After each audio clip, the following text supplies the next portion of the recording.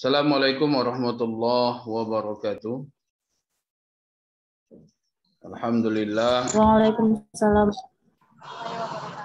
Wassalamu ala Rasulillah wa ala alihi wa mawalah. Saya ucapkan terima kasih kepada Anda yang sudah hadir pada pertemuan kita pagi hari ini. Hari ini adalah pertemuan yang ketujuh ya. Anda sudah paham apa itu maksud pertemuan ketujuh. Artinya ini pertemuan terakhir sebelum kita melaksanakan ujian tengah semester nanti.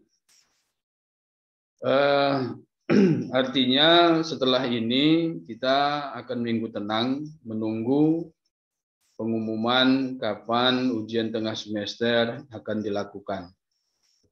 Nah, sembari menunggu itu ya, kalau nanti minggu depan sudah UTS berarti tidak ada minggu tenang. Tapi kalau nanti sampai nanti hari Rabu depan belum juga UTS, maka kita rehat ya sejenak. Namun bukan berarti komunikasi terhenti ya.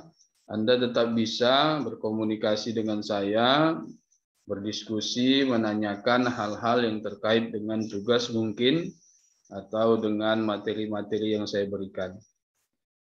Sebelum saya mulai masuk kepada materi, saya ingin mengingatkan ya kepada Anda semua bahwa ada proyek besar yang harus Anda laksanakan selama satu semester ini. Ya, Anda sudah tahu apa proyek besar itu dalam bentuk tugas yang saya berikan.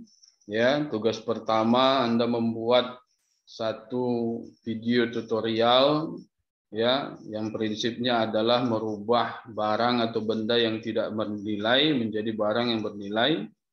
Ada kreativitas dan inovasi di sana yang harus Anda tunjukkan dan laporannya berbentuk video ya yang diupload ke YouTube.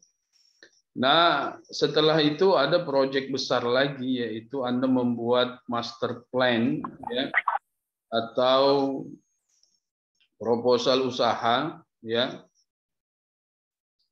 planning usaha yang tertulis ya.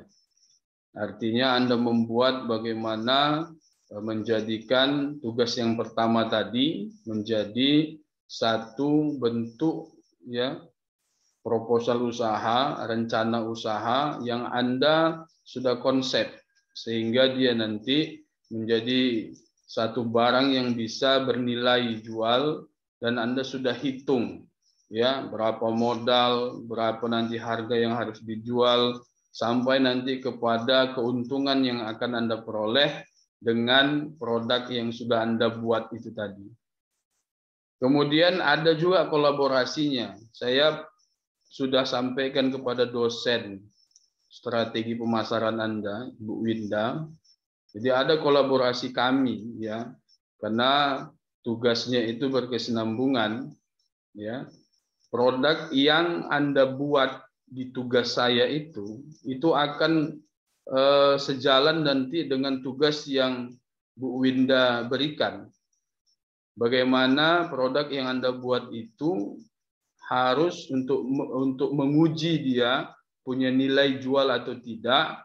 Nanti Anda akan disuruh atau diperintahkan untuk menjual produk itu dengan target tertentu. Kalau produk itu terjual, artinya memang punya nilai jual, laku di pasaran, maka tugas beliau dalam mata kuliah strategi pemasaran itu juga tercapai.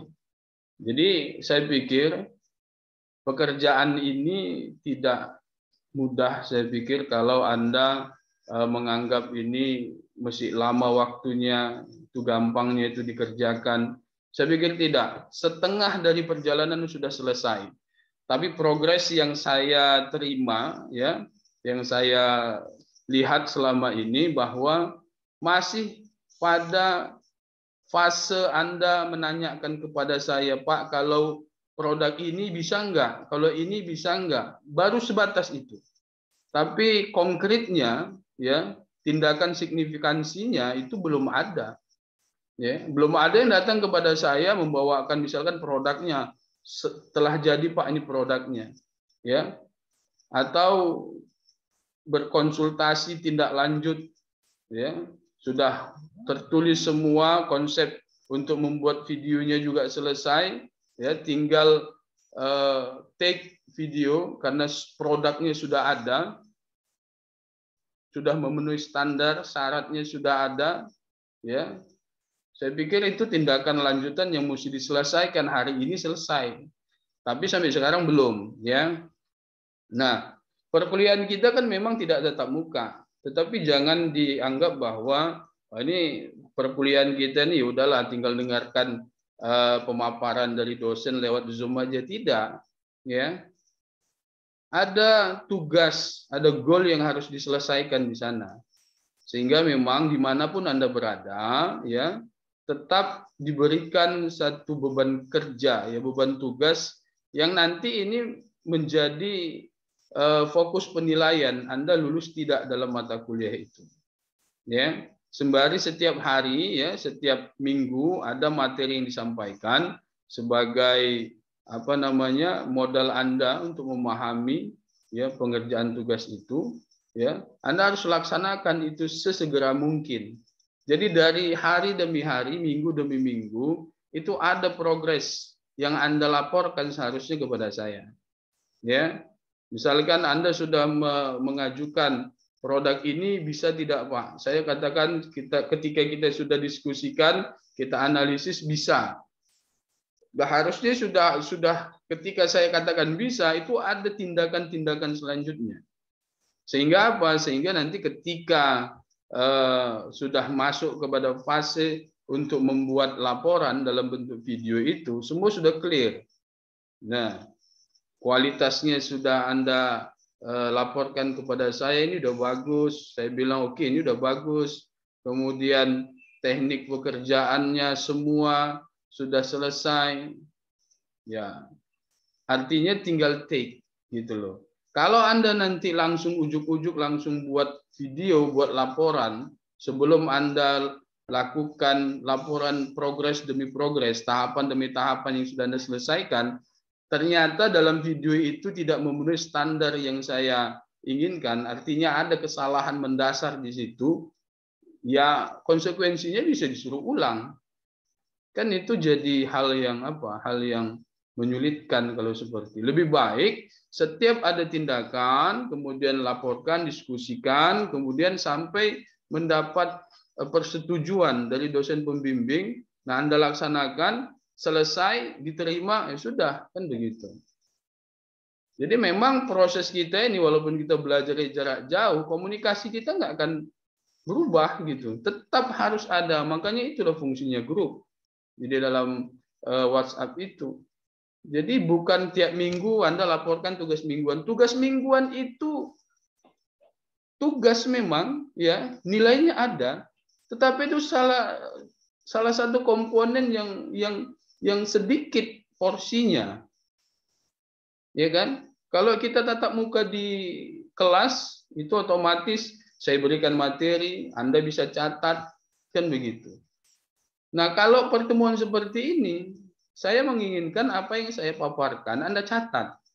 Nah, bagaimana supaya memotivasi Anda supaya mau mencatat? Saya jadikan tugas mingguan.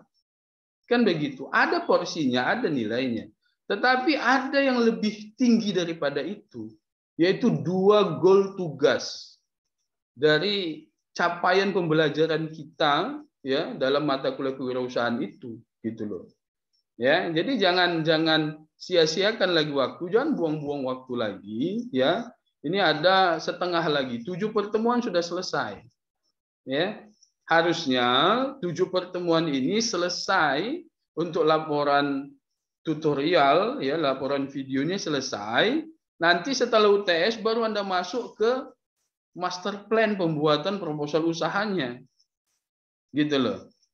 Jadi nanti di akhir sudah selesai. Jadi kalau Anda mulai nanti setelah ini baru Anda mulai, ya Anda harus berkejaran dengan waktu.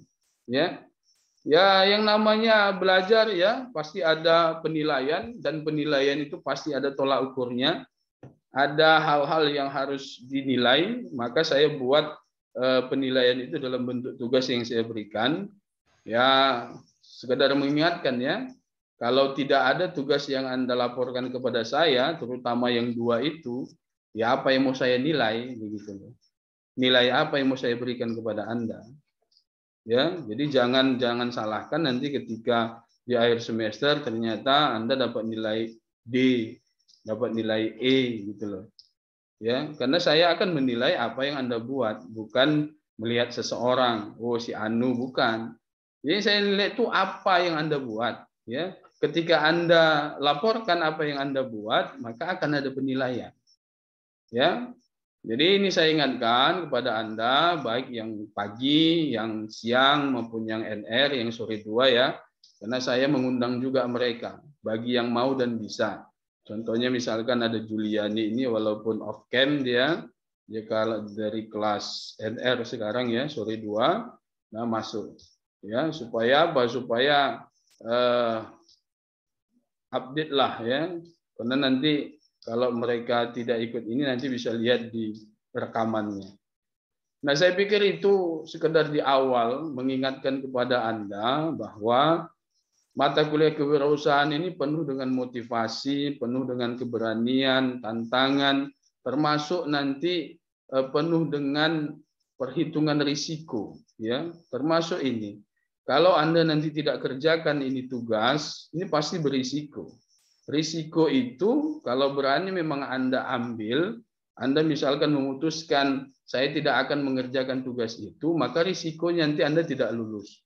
Kalau Anda sudah siap dengan risiko itu, yes, lakukan saja, kan begitu. Tapi kalau Anda berpikir Anda ingin lulus, ya, maka sudah saatnya Anda berpikir, nggak usah lagi lakukan hal-hal yang tidak berguna di luar sana, lakukan yang berguna itu, termasuk tugas-tugas mata kuliah Anda supaya Anda bisa selesai dengan baik, ya. Nggak terbayang saya kalau misalkan ya kalau Anda kompak nggak ngerjakan misalkan semua, ya Anda ikut perbaikan nilai semester antara. Kemarin itu sudah dapat informasinya kan, sudah diberikan surat edaran 1 juta per mata kuliah. Ya kalau Anda semua kompak, 20 orang satu kelas itu nilainya gagal semua, mungkin biayanya bisa lebih murah. Tapi celakanya kalau cuma 2 orang nanti yang apa? Yang gagal, yang lainnya ngerjakan, yang lain cuma 2 orang gagal atau 1 orang yang gagal, ya. Anda mau ikut perbaikan nilai ya silakan tanggung biaya itu semua. Dan itu nggak mesti terjadi kalau Anda laksanakan apa yang diperintahkan, ya. Karena Anda ketika Anda diperintahkan untuk mengerjakan tugas, Anda tidak dilepas. Anda selalu dalam pengawasan dan bimbingan, gitu loh. Ya, jadi tidak ada alasan untuk Anda tidak mengerjakan tugas-tugas yang diberikan kepada Anda. Oke, baik, itu sekedar santapan rohani ya. Sebelum saya masuk kepada materi ya. Ini materi yang ketujuh. Di materi yang ketujuh ini sebenarnya kita bagi menjadi 4 tahapan ya, 4 tahapan. Tapi kita bahas dulu yang pertama di pertemuan ketujuh ini. Baru nanti setelah UTS kita bahas lagi tahapan-tahapan berikutnya ya di pertemuan ke-9, ke-10 dan 11 ya. Tahapan-tahapan yang saya maksud adalah tahapan-tahapan menjadi wirausahawan yang cerdas ya. Oke, baik, untuk memudahkan kita saya akan share screen ya. Harap tunggu sebentar.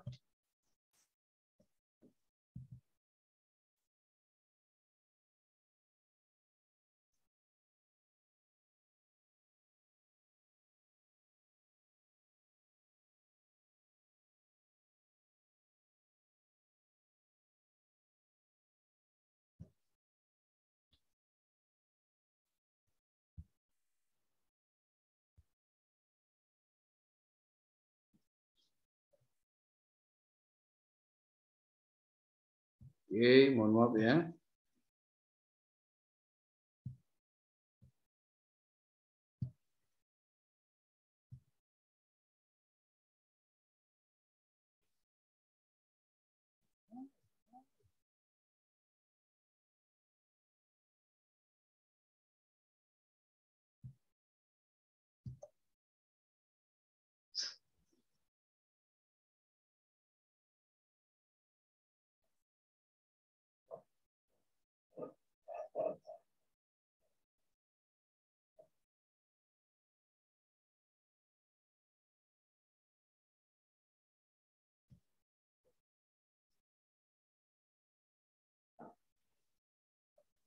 Ya, sudah tampil ya di layar Anda masing-masing ya. Oke. Pembahasan kita pada hari ini terkait dengan tahapan-tahapan menjadi wirausahawan yang cerdas ya. Sebelum kita masuk ke penjelasan-penjelasan berikutnya, bahwa untuk menjadi seorang wirausahawan itu bisa dengan cepat ya, bisa dengan lama atau lambat dalam artian banyak perhitungan, ada yang nggak pakai perhitungan juga bisa ya. Yang membedakan nanti hasil akhirnya ya. Kalau pernah mungkin Anda melihat bincang-bincang antara almarhum Bob Sadino dengan salah satu wartawan TV One, dan di YouTube juga banyak itu beredar videonya, yang betul-betul ya beliau itu almarhum Bob Sadino mengatakan bahwa nggak perlu kuliah untuk menjadi seorang pengusaha, ya nggak perlu belajar untuk buka usaha, itu nggak perlu. Nah, ini memang kedengaran kontroversial ya, tetapi kita menghargai bahwa apa yang dimaksud beliau adalah sebenarnya untuk memberikan motivasi bagi kita. Kalau mau buat usaha, nggak usah mikir-mikir panjang lagi yang nanti toh bisa membuat itu gagal begitu loh. Ya, kalau semuanya sudah ready, langsung jadikan, gaskan bahasa kita sekarang. Jadikan terus itu usaha. Nah, tetapi memang ya bagi kita sebagai pemula atau orang yang memang mau membuat satu usaha, itu memang harus terukur ya, ada tahapan-tahapannya memang. Supaya apa? Tujuannya adalah supaya ke depan itu kita tahu betul ya bahwa usaha kita ini mau kita bawa kemana. Ya, segala sesuatu itu menurut saya memang ya secara ilmu teori manajemen juga ya kita harus punya rencana ya, rencana yang matang gitu loh. Ya, inilah yang membedakan nanti kalau Anda menjadi seorang entrepreneur atau wirausahawan yang memang lahir dari proses pembelajaran ya. Anda belajar selama 4 tahun di dunia manajemen, di dunia akuntansi, atau di bidang ekonomi pembangunan, ya Anda belajar 4 tahun, dan nanti Anda memutuskan untuk menjadi seorang pengusaha, entrepreneur, wirausahawan, mau skala besar, skala menengah, skala kecil, bahkan skala mikro pun, ya Anda pasti memiliki perbedaan dengan orang yang prosesnya itu bukan dari hasil pembelajaran. Ya, saya pikir tidak mungkin orang sukses, katakanlah dia memang secara formal tidak kuliah atau tidak belajar di satu perguruan tinggi. Tetapi dia tetap belajar, pasti tetap belajar. Walaupun belajarnya itu secara informal, berguru kepada orang, ya, yang setelah dia selesai dia belajarnya nggak dapat ijazah. Kalau Anda nanti dapat ijazah, ada pengakuan dari suatu lembaga yang sah. Nah, kalau informal itu dia bisa dapat ilmunya, dia bisa laksanakan itu walaupun misalkan dia nggak punya ijazah. Dia belajar dengan orang yang sudah sukses, dia bergaul, dia melakukan eksperimen dan lain sebagainya. Ya, tetap belajar. Intinya tetap belajar gitu. Nah, Anda selama 4 tahun sudah dibekali dengan berbagai macam ilmu, disiplin ilmu terkait dengan bisnis, ekonomi, bagaimana memanage keuangan, bagaimana memanage sumber daya manusia dan lain sebagainya. Tentunya kalau Anda punya usaha, ya, Anda menjadi seorang pengusaha, ada usaha yang Anda buat baik untuk diri Anda maupun untuk orang lain, ya, maka pasti, ya, saya katakan bisa dipastikan, ya, secara teori pasti Anda itu berhasil, gitu. Tinggal nanti bagaimana konsistensi atau komitmen itu yang harus dipertahankan. Ya banyak juga yang sudah direncanakan dengan baik, terukur, tetapi akhirnya gagal. Ini pasti masalahnya berada di komitmen dan konsistensinya. Begitu. Maka supaya kita punya komitmen dan konsisten dalam menjalankan itu, ada banyak tahapan. Ya, dalam menjadi seorang wirausahawan yang cerdas, dia harus melewati 4 tahap. di mana setiap tahapan itu ada proses-proses yang dia jalani. Nah, itu yang kita akan bahas pada hari ini, tetapi hari ini kita batasi sampai tahapan tingkat pertama. Tahapan tingkat pertama itu apa saja yang harus dilalui adalah yang pertama, proses mengenal, kemudian memahami dan mengerti kewirausahaan. Ya, segala sesuatu itu harus didasari dengan ilmu memang. Kita beribadah saja harus menggunakan ilmu, ya. Tidak bisa kita tidak menggunakan ilmu. Termasuk ini, termasuk Anda dalam membangun satu usaha harus didasari dengan pengetahuan kewirausahaan terlebih dahulu. Inilah dia masuk dalam tahap tingkat pertama. Oke, baik.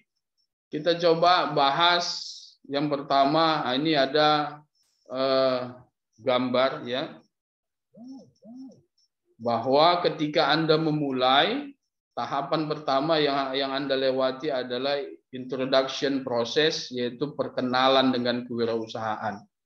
Nah, pada saat ini, kalau Anda belum punya usaha, artinya Anda bukan seorang pengusaha pada hari ini, Anda sekarang berada pada posisi yang pertama ini, yaitu introduction proses, yaitu perkenalan dengan kewirausahaan. Artinya Anda belajar ilmu kewirausahaan pada hari ini, mulai mengenal, mulai terbiasa terdengar kata entrepreneur, wirausahawan, usaha bisnis, mulai terdengar itu, sering terdengar di telinga Anda minimal 1 minggu sekali. Ya. Jadi proses ini ya Anda lalui, ya. Anda bagaimana mengenal ilmu kewirausahaan itu sehingga masuk nanti kepada tahap yang kedua adalah Anda tertarik. Ya. Tidak mungkin Anda tertarik dengan sesuatu kalau Anda tidak kenal dengan sesuatu itu. Ya.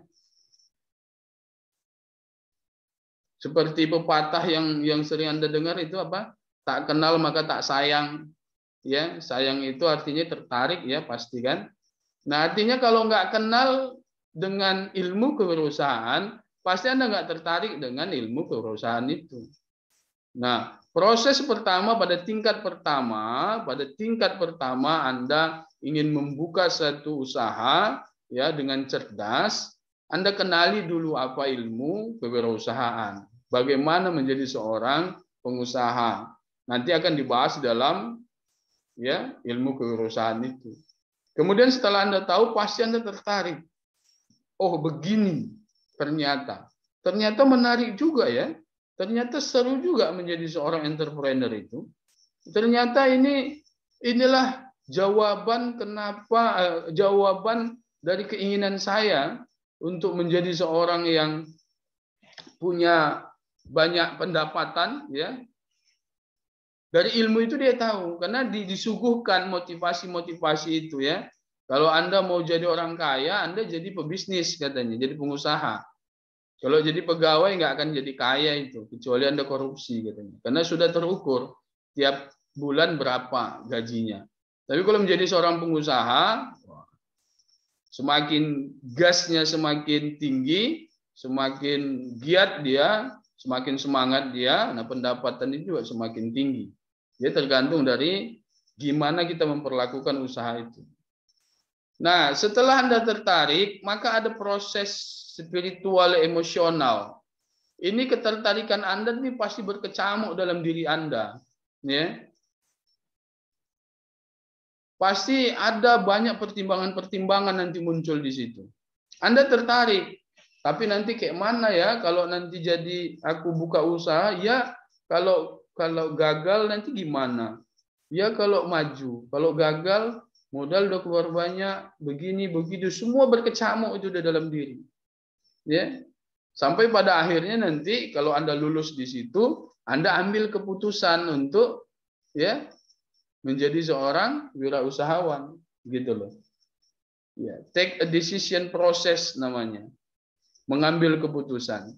Nah, kalau Anda mengambil keputusan untuk menjadi seorang wirausahaan, maka lanjut nanti kepada tahapan berikutnya. Tapi kalau Anda mengambil keputusan ternyata, aku nggak cocok jadi seorang entrepreneur, jadi wirausahawan, ya udahlah. Takut aku, nggak berani aku, nanti gagal pula. Akhirnya takut, menghindar, gagal, gitu ya. Oke, kita coba bahas masing-masing tahapan. Tahapan perkenalan tadi yang pertama ya, introduction process. Nah, dalam introduction process ini, tahap perkenalan ini ada beberapa hal yang harus dilewati ya. Kemudian nanti harus kita capai, tentunya harus dicapai ya. Yang pertama ya, kita memang harus bersentuhan dengan kewirausahaan ya, untuk mengetahui tujuan, maksud dan manfaat bagi individu, lingkungan, bahkan bagi negara. Kita pahamilah bagaimana ini manfaat dari kewirausahaan ini, tujuannya bagaimana, maksudnya apa. Ya, itu dalam teori kita sudah bahas pada minggu-minggu yang lalu. Nah, setelah itu Anda akan berorientasi pada pola pikir yang sukses dalam bisnis. Orientasi Anda adalah dalam benak Anda itu sudah terfikir bahwa kalau mau sukses itu ya bisnis gitu. Jadi dalam kepala itu bisnis, bisnis, bisnis, bisnis. Yang ketiga, belajar lebih dalam tentang kewirausahaan. Nah, kalau hanya belajar mengenai tujuan, maksud, manfaat dari kewirausahaan, kemudian bagaimana pola pikir menjadi seorang wirausahawan, ini kan artinya masih kulitnya. Kita harus lebih belajar lebih mendalam tentang kewirausahaan itu, gitu loh. Ya. Kemudian mengerti dan menyadari bahwa ternyata ada alternatif lain setelah lulus selain mencari pekerjaan, yaitu menciptakan lapangan kerja sendiri. Ini harus sudah tertanam, ya. Dalam tahap pengenalan ini sudah tertanam bahwa nggak mesti bekerja kepada orang lain setelah lulus kuliah. Ada lapangan pekerjaan yang bisa kita ciptakan sendiri, gitu. Nah, yang kelima, mempersiapkan sekoci dalam tanda kutip. Ini maksudnya rencana karir hidup.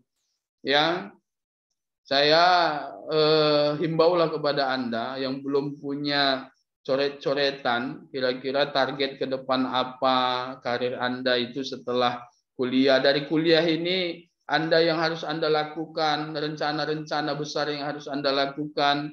Ya, kalau nggak ada, buatlah sekarang. Supaya apa? Supaya hidupnya itu terarah gitu loh. Anda mau jadi apa itu harus sudah tertulis. Ya, tahun ini saya begini, tahun ini nanti diharapkan begini, tahun ini begini, tahun. Jadi ada. Jadi Anda itu melakukan itu sesuai dengan platform yang Anda buat, gitu, garis besar yang Anda buat. Jangan mengalir seperti air lah di sungai misalkan. Kalau mengalir seperti air di sungai itu pasrah artinya.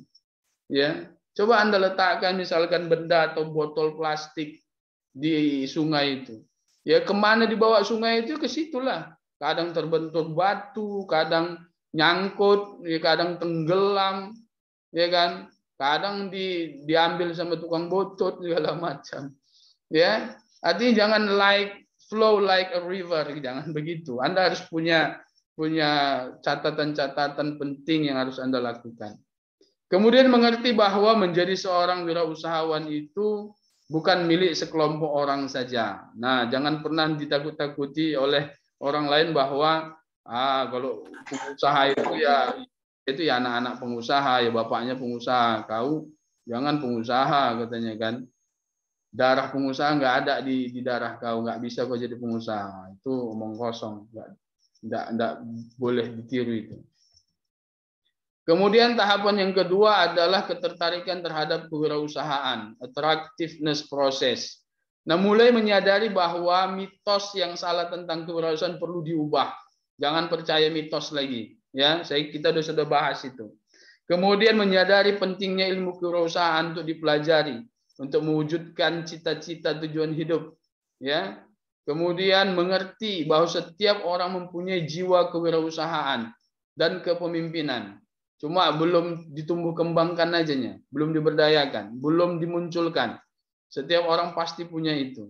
Yang keempat, seseorang yang ingin menjadi top eksekutif, meraih posisi puncak, harus memahami terlebih dahulu ilmu-ilmu kewirausahaan. Ya, kalau nggak bisa.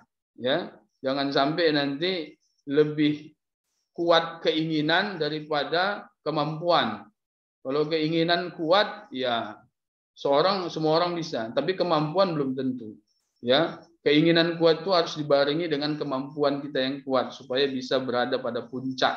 Ya, kemudian terciptanya proses ketertarikan dengan kewirausahaan yang selama ini belum diketahui atau sering ditakut-takuti saudara, kawan, lingkungan, bahkan keluarga sendiri. Bahkan oma ayah awak sendiri pun kadang ragu sama kita, ya kalau kita mau menjalankan satu usaha.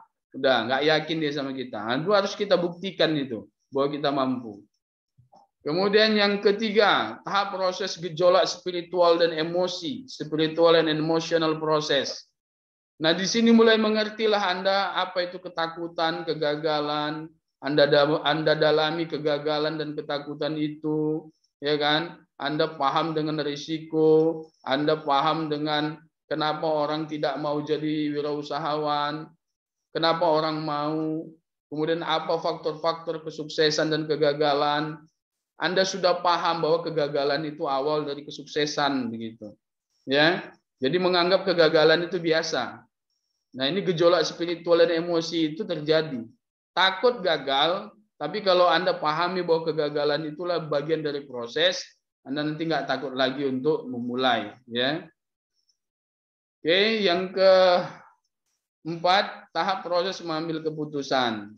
Ya, ini sebelum mengambil keputusan, Anda tahu dulu peta tentang kewirausahaan, kemudian Anda mencari mentor, ya, meyakinkan orang tua yang saya bilang tadi, ya, yang nggak yakin dengan kita bahwa Anda yakin berkarir di dalam dunia bisnis atau usaha, ya, memahami sikap bagaimana seorang menjadi seorang wirausahawan, ya, melatih diri untuk menjadi pemimpin.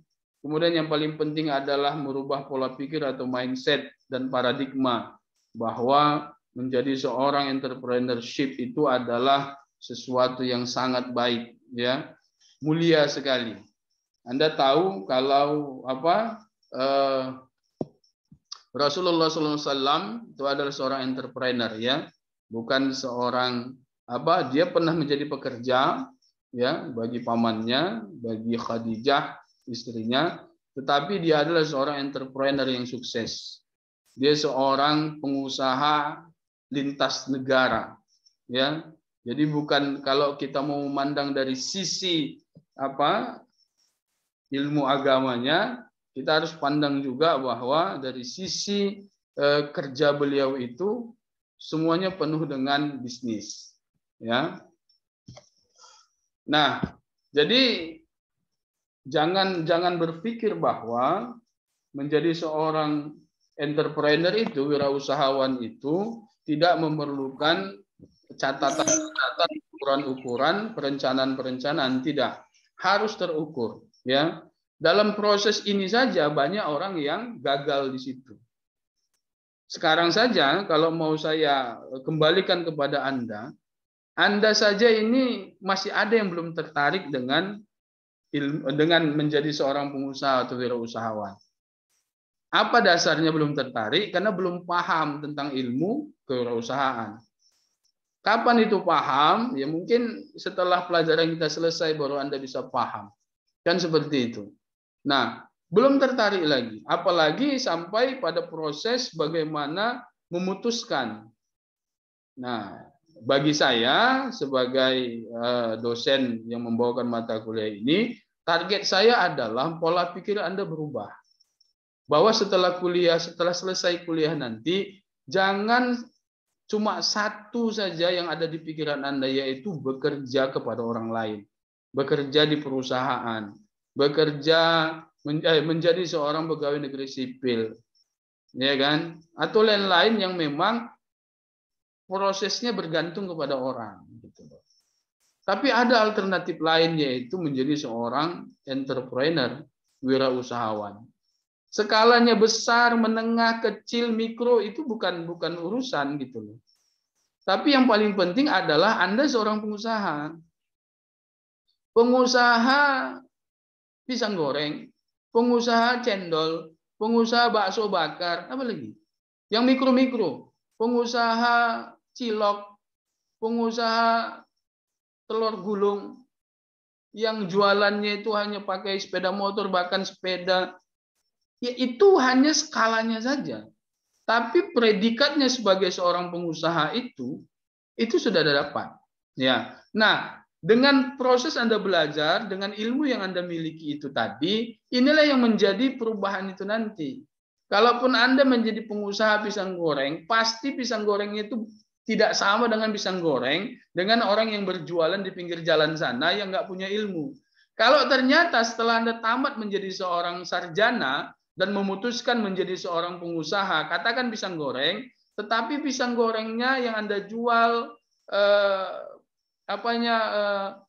bentuk usahanya, bentuk tempatnya, kemasannya, ya rasanya sama dengan di pinggir jalan, berarti Anda nggak berhasil menerapkan ilmu yang sudah Anda dapat.